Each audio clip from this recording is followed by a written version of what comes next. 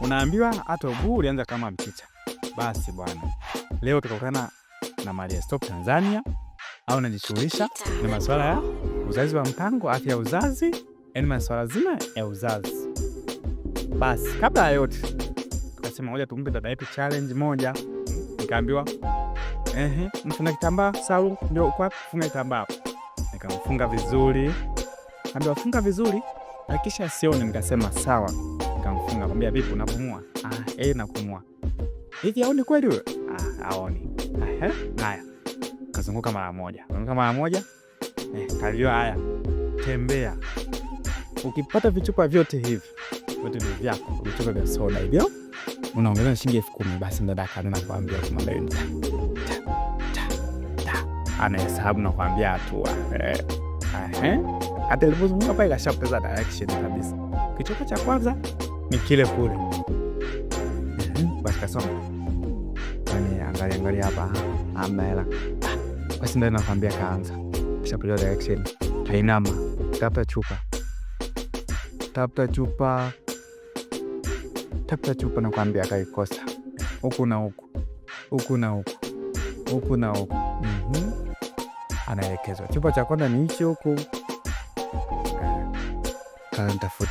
Tafuta. Akikosa. Tafuta na kutafuta, yani tafuta. Basi bwana. Ila usisahau kucomment, kulike na kushare. Hii ni Sarupoti channel. Kwa majina mimi hapa naitwa Salu Studio. Basi kama kutafuta. Tafuta na kutafuta na kuambia. Tafuta na kutafuta. Mimi nimekaa zangu pembeni hapo na waangalia.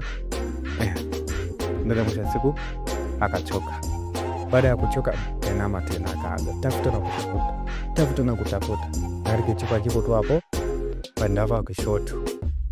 Ndio akichukue kile cha kwake apewe na hela. Lakini tafuta na kutafuta. Tafuta na kutafuta,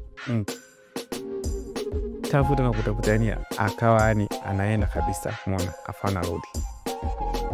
Mwisho akasimama tena, akainama. Tafuta tena.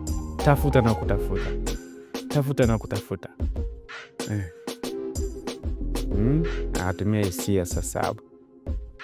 Nakwambia ni hisia zake napompeleka. Ya hatari. Tukua.